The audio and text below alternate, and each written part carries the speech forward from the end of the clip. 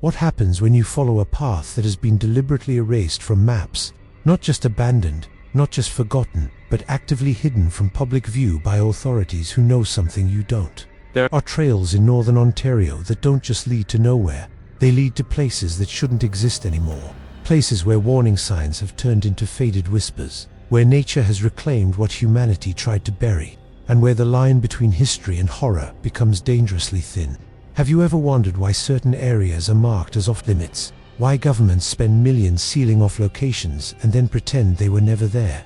The 5 trails you're about to discover will answer that question in ways that might keep you up tonight. From drowned mining operations where lanterns still flicker in the darkness, to frozen wilderness areas where hunters have vanished without explanation, to underground networks that refuse to remain sealed. Each location carries a weight of tragedy so heavy that the very ground seems to remember. Stick with me until the end, because what you're about to hear isn't just folklore or urban legend. These are documented incidents, real disappearances, and phenomena that even skeptics can't explain. If abandoned and forbidden places in Canada give you the creeps, hit that subscribe button right now, because it gets darker than you think.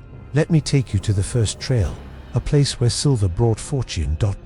and where fortune brought death. If you've ever had that inexplicable feeling when passing through an abandoned place, that shiver that runs down your spine for no apparent reason, leave a comment below about what struck you most. Have you ever visited a forbidden place? Have you ever felt like you were being watched, even though you knew there was no one around? Share that experience with us, because believe me, you're not alone. Hundreds of people who follow this channel have already lived through moments like this, and have found a safe space here to talk about experiences that many consider crazy. If this type of content captivates you, if you feel you need to know more about the dark and forgotten places of Canada, hit that like button now. This simple gesture makes all the difference in helping YouTube show this video to more people who are also fascinated by these mysteries. And if you're not subscribed yet, now is the perfect time. Every week I bring you new content about the most mysterious, abandoned, and forbidden places in Canada. Places that carry painful memories, buried secrets, and phenomena that defy any rational explanation. Turn on notifications so you don't miss any videos, because the stories coming up are even more disturbing. Now, let's head to the first trail. Prepare yourself mentally, because Silver Islet isn't just an abandoned mine. It's an underwater tomb where 12 men are still trapped, and where fishermen swear their lanterns never went out. Trail 5, the Forgotten Railway Trail to Silver Islet. Silver Islet is located near Thunder Bay, and if you've never heard of this place, there's a reason for that. In the late 19th century, this small rocky island in Lake Superior housed one of the richest silver mines in the entire world. We're talking millions of dollars extracted from a hole in the middle of a frozen lake, at a time when technology could barely keep men alive, let alone generate profit. The transformation of that piece of rock into an industrial operation was considered an engineering marvel at the time. But every miracle has its price, and the price of Silver Islet was paid in blood and tragedy. To connect the mine to the mainland, they built a railway that cut through one of the most hostile regions of northern Ontario. This railway line was the only lifeline for hundreds of workers who risked everything for a chance to get rich. Today, that railway is completely swallowed by the forest. The rusty rails occasionally appear among the tree roots, like the bones of a long-dead animal. But what makes this trail truly disturbing is not just the abandonment, it's what happened during the brutal winter of 1884. The pumps that kept the mine dry operated 24 hours a day, 7 days a week. Without them, Lake Superior would flood the tunnels in a matter of hours. And that's exactly what happened when the coal that fueled the pumps didn't arrive in time because of a devastating snowstorm. 12 miners were down there when the pumps stopped. They desperately tried to save the equipment, thinking they could get the pumps working again. But the decisions we make in moments of panic are rarely the right ones. The lake didn't wait. The icy water flooded the tunnel so quickly that the men didn't even have time to run. They were trapped down there, and their bodies were never recovered. The mine was officially closed soon after, and the railway abandoned. The government declared the area dangerous and installed some warning signs that time has almost completely erased. But the hidden truth about this place only began to emerge decades later, when local fishermen started reporting things that didn't make sense. They see lantern lights moving along the old railway track at night. They aren't modern lights, not LED lanterns or car headlights. They are weak, flickering lights, the kind miners used in the 19th century, and when someone tries to get closer to investigate, the lights simply disappear. The sounds are even more disturbing. Residents who live miles away swear they hear the thud of rails being beaten, the metallic sound of tools against steel, echoing from the empty forest in the middle of the night. It's the kind of sound that makes you question your own sanity, because you know, rationally, that there shouldn't be anyone there. The railway has been abandoned for over a century. There are no workers, no trains, nothing but trees and silence. But the sounds continue. The impact of this discovery became even more real in 2018, when an experienced hiker decided to explore the trail during the day. He was documenting the remains of the old railway when he found something that made him freeze in place. In the middle of the path, completely isolated from any visible structure, there was rusty mining equipment, neatly arranged. Pickaxes lined up, old lanterns positioned in a circle, as if someone had just used them and left them there on purpose. The man took photos, obviously thinking it was some kind of art installation or prank.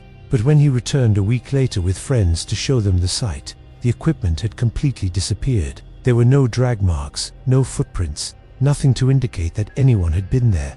Local authorities don't like to talk about Silver Islet. When you ask about trail access, the answer is always vague, always evasive.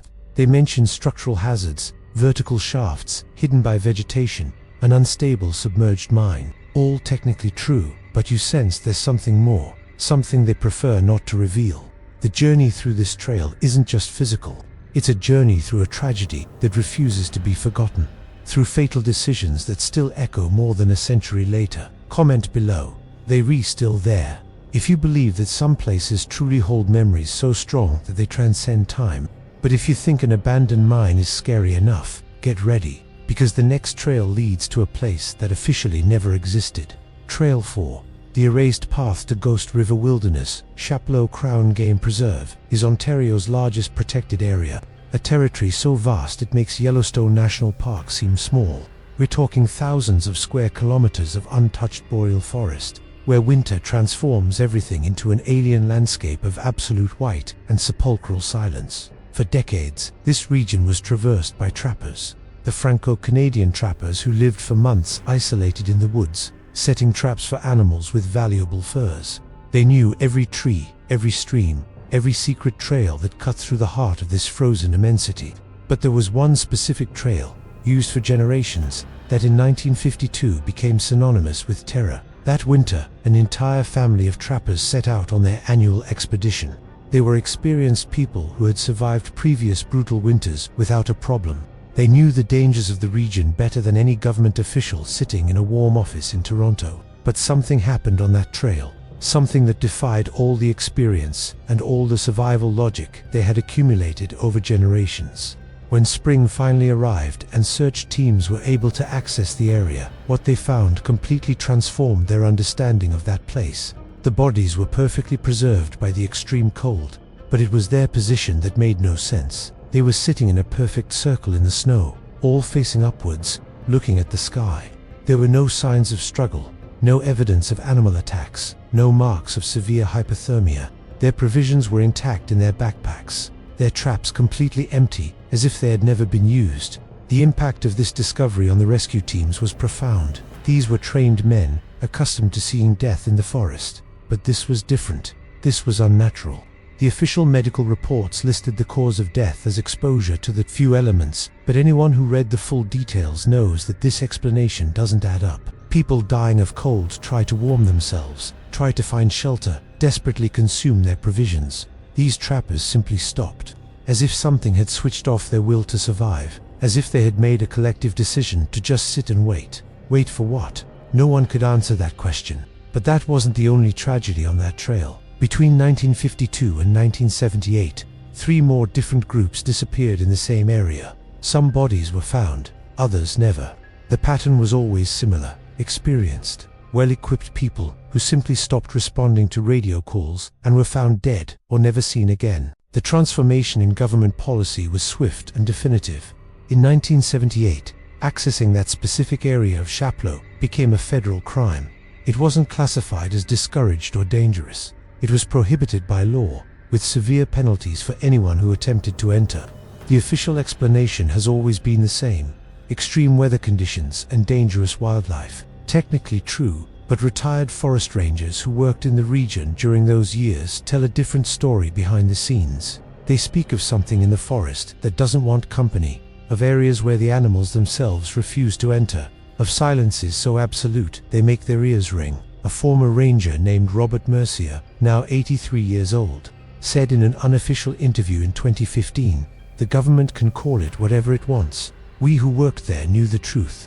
There is territory in Chapelot that belongs to something else, not to humans." The most disturbing revelations come from the trail cameras, those automatic cameras installed to monitor wildlife. Several have been placed in the area over the years for fauna studies. The images they captured have never been officially released, but researchers who have had access to the files speak of gigantic humanoid footprints, more than 45 centimeters long, appearing and disappearing in the snow without any logical pattern. They are not bear footprints, they are not moose footprints, they are bipedal footprints, too deep to be from normal humans, appearing in impossible places such as in the middle of frozen lakes or on top of fallen trees. The elders of the Cree communities living on the edges of Chapelot have their own explanation, passed down through generations. They speak of Wendigo territory, of cannibalistic spirits that possess humans during the harshest winters, transforming ordinary people into creatures thirsting for human flesh. To the modern Western mindset, this sounds like superstition, like folk tales to scare children. But when you analyze the patterns of the disappearances, when you see how the victims behaved before they died, when you listen to the consistent accounts from multiple generations of people who lived in that land, you begin to realize that perhaps there is some truth buried in these ancestral warnings. The journey through Chapelot's history forces us to confront uncomfortable questions about the limits of our knowledge. Are there places on Earth where the laws of nature seem to operate differently, where geography itself carries a hostile consciousness, where rational survival decisions are replaced by inexplicable impulses to simply give up? Scientists will give you explanations about spatial disorientation, about isolation-induced psychosis, about rare meteorological phenomena, but none of these explanations can fully encompass what happened on that trail. Leave a comment saying, "Wendigo is real," if you believe that some indigenous legends are actually warnings based on real experiences, or a logical explanation exists if you think science will eventually unravel this mystery. But while Chapelot's winter freezes secrets on the surface, the next trail leads us underground, where the darkness is absolute and where what was buried refuses to stay quiet. Trail 3, the road near the Penetanguishene Asylum. The Penetanguishene Trail has always seemed to carry a weight that goes beyond official history, as if each step on that ground stirs something that has yet to find rest. The old psychiatric hospital no longer exists, as it did in the 1950s and 60s, but the mentality that structured that place remains, ingrained in the landscape, as if the wind that blows through the trees still carries fragments of what really happened there. For many people, what makes this trail so unsettling is not just the clinical past, but the behind-the-scenes events that never made it into reports or public archives. It was there, in that dirt corridor hidden behind the main buildings, that patients considered difficult were taken to secluded wards, where extreme decisions were made without witnesses. And the more you delve into this part of history, the more you realize that the official versions served only to cover up a hidden truth that few dared to confront. The accounts of the treatments applied during that period seem almost unreal when compared to modern medicine, but they were common practices for an institution that believed it was doing its best.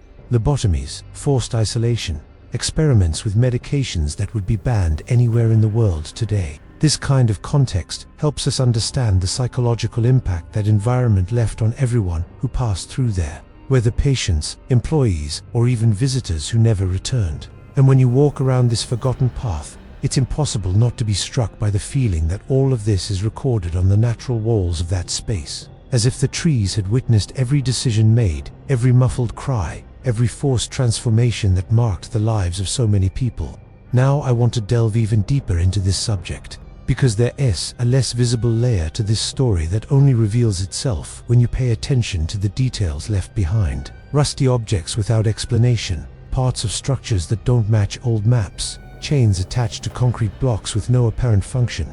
These are silent traces that make you question where that path really led and what happened there far from the eyes of any official supervisor. And the most curious thing is that many of these objects seem to have been abandoned abruptly, as if the order to close everything had arrived in a moment of chaos. For some, this only reinforces the feeling that something there got out of control, and that the trail was closed, not only because of contamination or administrative changes, but out of an involuntary respect for the collective trauma that land witnessed. What further fuels this atmosphere are the testimonies of paranormal investigators who insisted on exploring the site. They describe sounds that don't correspond to the environment, such as footsteps accompanying those walking along the trail, distant voices that can't be explained by the wind, and shadows that pass too quickly to be mistaken for any animal. No matter how rational one tries to be, there is a pattern in these accounts that makes anyone reconsider the idea that everything there is just imagination. And perhaps that's what makes the place so forbidden today, not the physical risk, but the emotional unease it provokes. The trail is still government property, officially closed due to structural risks and the presence of asbestos. But those who know the history understand that the real barrier is something else. It's as if the place itself asks for distance, asks for silence, asks that no one try to relive what should remain only as a memory. And yet, the more you understand each layer of this story, the more you realize that Penetanguishene isn't just an isolated point on the map. It's part of a much larger journey, a pattern of forgotten locations in northern Ontario, where time seems to move without rules, and where each hidden trail holds a different revelation about the past. It's in this realization that everything begins to make sense and opens up space for something even more unsettling. Something that connects stories that, at first glance, shouldn't seem related at all. Comment below. I'm on this journey too. Trail 2. The subterranean horror trail of Cobalt Mining District. At least on the frozen trails you can see what's coming your way. But what about when the threat is literally beneath your feet, hidden in miles of subterranean darkness? That's exactly what makes Cobalt's stories so disturbing. We're talking about an entire city built on what can only be described as a forgotten industrial hell. Cobalt, in northern Ontario, was one of the world's largest silver mining centers in the early 20th century, and its legacy. Over 100 kilometers of tunnels crisscrossing the city, forming a veritable underground beehive where daylight never reached and where hundreds of men lost their lives in brutal conditions. Most of these tunnels were abandoned decades ago, left to rot and slowly collapse. But there's one specific entrance, a shaft simply called Shaft 9, that wasn't just abandoned, it was sealed with concrete in 1987. And the reason for this goes far beyond structural concerns. Between 1903 and 1930, cobalt was synonymous with wealth. Millions of dollars worth of silver were extracted from those depths. But that wealth came at a price that rarely appears in history books. Hundreds of miners died down there. Cave-ins, toxic gases, flash floods, accidents with explosives. Mining was a slow-motion death sentence, and everyone knew it. But Shaft 9 has a particularly dark history. In 1918, a massive collapse buried 47 men alive. They were working on one of the deepest levels when the entire structure gave way. Rocks, wood, earth, everything came down at once. The screams lasted for hours, but no rescue was possible. Economically unfeasible, they said. Too dangerous to try. The bodies were never recovered. These men are still there, hundreds of meters below the surface, buried in their own tombs of stone and darkness. For decades, Shaft 9 remained open, marked only with a few warning signs. And like any dangerous and accessible place, it became a meeting point for curious teenagers. In the 60s and 70s, exploring those tunnels was almost a rite of passage, until 8 teenagers entered at different times and never came out again. 8 searches were carried out. Teams descended to where it was safe, but nothing was found. No bodies, no trace, no clue. It's as if the earth had simply swallowed them. But in 1984, something happened that changed everything. A rescue team descended to investigate reports of strange sounds and found one of the boys who disappeared in 1972. 12 years later, he was alive, technically, but in a catatonic state. He didn't respond to stimuli. He didn't recognize anyone. The only thing he did was repeat a sequence of numbers, coordinates, and when these coordinates were verified, they pointed to an even deeper section of the tunnel, an area that wasn't even on the mine's official maps. No one bothered to check those coordinates. And 3 years later, in 1987, a maintenance crew was sent to make structural repairs to Shaft 9. They refused to work, all of them. It wasn't out of fear of collapses or gases. it was because of what they heard and felt down there. Voices calling for help, echoing from the depths. Invisible hands touching their shoulders in the dark. A constant feeling of being watched, followed, pursued by something they couldn't see. One of the workers described it as being touched by something that had the temperature of a corpse. That was the last straw. The city decided to seal Shaft 9 permanently, not with slabs or fences, but with 3 meters of reinforced concrete. A massive cone designed to ensure that nothing entered and, more importantly, that nothing left. But here's the problem. The concrete isn't holding. Cracks constantly appear, always in the same spots, always expanding faster than they should. The city spends thousands of dollars every year resealing that entrance, pouring more concrete, reinforcing the structure, and yet, the cracks return. It's as if something on the other side is pushing, testing, searching for a way out, and the residents who live directly above the sealed sections of the tunnels, they have their own stories. Unexplained vibrations that begin precisely at midnight, every night. They aren't seismic. There are no recorded earthquakes, but the houses shake as if something heavy is moving down there. Male voices singing old mining songs in French and Polish, languages the original miners spoke. The songs are clear enough that the lyrics can be identified, but they're coming from beneath layers of rock and concrete. How is this possible? And there's more. Objects appear. Rusty pickaxes, old lanterns, mining helmets with bullet holes and impact marks. They appear in basements, in garages, in backyards. Nobody puts them there. Nobody knows where they come from, but everyone recognizes them. They are tools from the era of active mining decades ago. A woman found a helmet in her basement with a name engraved on it, J. Kowalski. She researched it. Joseph Kowalski died in the 1918 collapse. His body was never recovered. And now, more than a century later, his helmet is on the surface. The transformation that has taken place in that city is silent but profound. People don't talk about the tunnels. They avoid the subject. When you ask directly, they change the subject or say it's just an urban legend. But you see it in their eyes. They know it's not. They hear the pickaxes at night. They feel the vibrations. They find the objects. And they choose to live with that because the alternative is to admit that there are things operating beneath the reality we know. Things that shouldn't be active, but are. Write this down. They're still working if you believe that the dead in Cobalt never really stopped. Trail 1. The Vanishing Village Trail of Depot Harbor. You might think being underground is the worst possible scenario. But the truth is the surface can hide something far more sinister. Because at least underground, you expect to find darkness and danger. But what happens when you're walking in broad daylight, in an open place with a blue sky above your head, and yet you feel like you've crossed into a dimension where the normal rules of time simply no longer apply? That's when things get really disturbing. And that's exactly what happens when you follow the forbidden trail of Depot Harbor in Paris. Sound.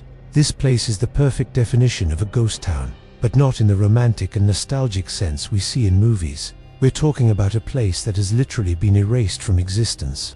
In 1900, Depot Harbor was a vibrant town with 1,500 inhabitants, a busy railway, active commerce, families building their lives. 50 years later, 0 inhabitants, nothing. The town ceased to exist completely. What happened was a brutal sequence of devastating fires, the first in 1896, another in 1909, and the final blow in 1945. Each one destroyed more pieces of the city, burning homes, businesses, memories. When the railroad finally ceased operations, there was no longer any reason to stay.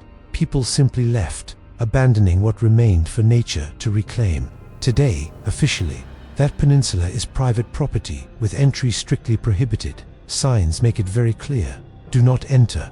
But the truth is that the official reason has nothing to do with the real reason. They say it's structural danger and unstable terrain. But what really happens there is much more complex and much more impossible to explain with engineering or geology. Because Depot Harbor died 75 years ago, but something in that place refused to accept that fate. Since the year 2000, more than 200 people have witnessed lights shining in the windows of houses that no longer exist. They are not reflections or explorers' lanterns. They are lamplight, that characteristic flickering yellow glow of the early 20th century. Shining through the windows of structures that were consumed by fire decades ago. There's the church bell. The Depot Harbor Church burned down completely in 1945. Nothing remained, no tower, no bell, nothing. But the bell rings, not all the time, not predictably. but it rings, and when it rings, the sound is clear, metallic, unmistakable. Several people have recorded this sound over the years, and it's not just the bell. There are voices of children playing, laughing, shouting in games that children played 100 years ago. These sounds have been captured on audio recorders multiple times, always in the same pattern, always with the same disturbing clarity. But the case that truly put Depot Harbor on the map of the inexplicable happened in 2016. A couple from Toronto went there specifically to photograph the ruins, to do that kind of urbex photography that became fashionable. They took more than 50 photos over a few hours. When they returned home and began reviewing the images, 12 of them showed something completely impossible. Complete, intact, painted structures, people wearing Victorian clothes, walking the streets, talking, living their lives, streets paved with cobblestones that no longer exist. And the most disturbing thing, these images were not ghostly or translucent. They were solid, sharp, real. But when they returned to the exact locations where they took these photos, only foundations covered in weeds, rotten wood, nothing but ruins. The camera captured something that the eyes did not see. Or rather, the camera captured something that was happening in another layer of time, superimposed on the present. There's a theory among some researchers of paranormal phenomena called temporal imprinting or residual recording. The idea is that extremely traumatic events, charged with intense emotion, fear, pain, and despair, can somehow record that moment into the very fabric of reality. And under certain conditions, under certain circumstances, these recorded moments replay like a film on a loop. Depot Harbor has experienced multiple catastrophic fires. People burned to death, families lost everything, an entire community was repeatedly destroyed. If this theory has any basis, then Depot Harbor is trapped in a time loop, reliving its worst moments continuously, and occasionally allowing observers in the present to see or hear fragments of that trapped past. The official reason for the access ban is structural danger, but behind the scenes, a very different story is told. The current landowner has tried to develop the area 3 times over the past 2 decades.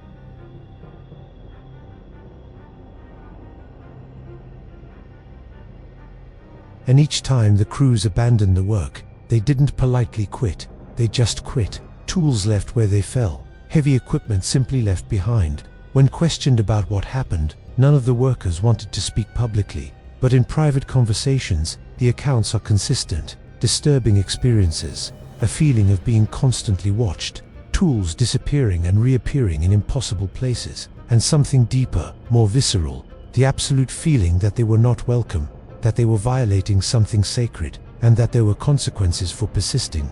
The locals of Parry Sound have a phrase they repeat whenever someone asks about Depot Harbor. The town doesn't want to be forgotten, and it doesn't want anyone to live there again. It's a warning, an acknowledgement that the place has a will of its own. And in 2022, visual evidence of this refusal to rest emerged when a drone was sent to fly over the area and film from above. The footage shows something that shouldn't be possible. Smoke. Smoke rising from various foundations, as if fires were still burning underground. There's no visible fire, no flames, but the smoke is there, rising in thin, steady columns from places where houses burned down decades ago. Comment below. Time doesn't pass the same way everywhere, if you believe there are places where the past is still happening. So that's it. 5 trails, 5 tragedies, 5 places that Northern Ontario tried to erase from collective memory, but which refused to remain buried. There are the drowned miners still holding their lanterns at the bottom of the lake, waiting for a rescue that will never come. There's the entire town erased from existence, but which continues to burn in some parallel dimension where time has stopped. There are the frozen trappers sitting in a circle, looking up at something we can't see but that they saw clearly enough to give up on life. There are the sealed tunnels that can't stay silent, where the dead continue working as if the journey never ended. And there's the ghost village, where past and present coexist, where photographs capture realities that the eyes cannot see. Each of these stories carries a hidden truth that goes far beyond physical danger. They reveal something about the nature of memory, of trauma, and of how certain places simply refuse to be forgotten. Now, I want to know from you, which of these forbidden trails haunts you the most? Would you be brave enough to admit you would walk one of them? Because it's one thing to watch this video comfortably at home, with all the lights on, and quite another to be there, in the middle of the frozen forest, or descending into that dark tunnel, or photographing ruins that might reveal things your eyes aren't seeing. Comment below which of these stories affected you the most.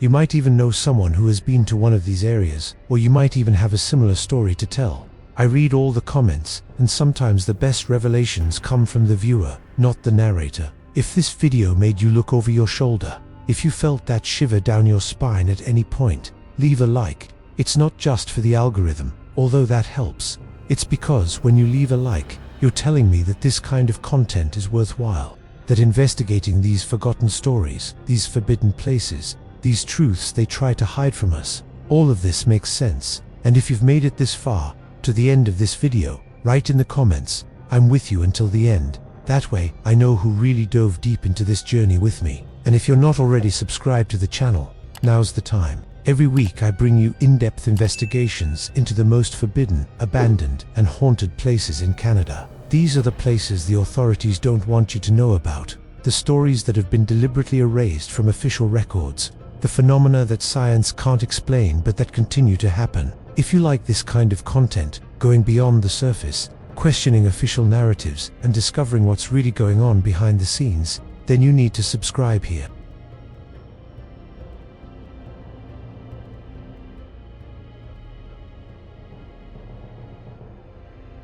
Trust me, you won't be able to sleep after that.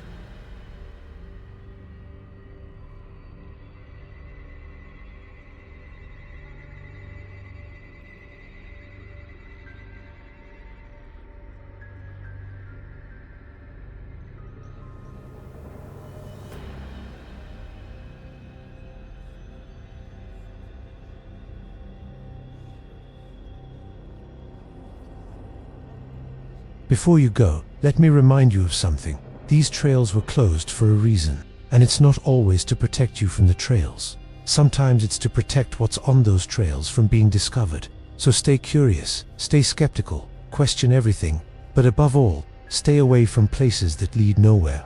Or worse, places that lead to all the places that time has forgotten. Until next time.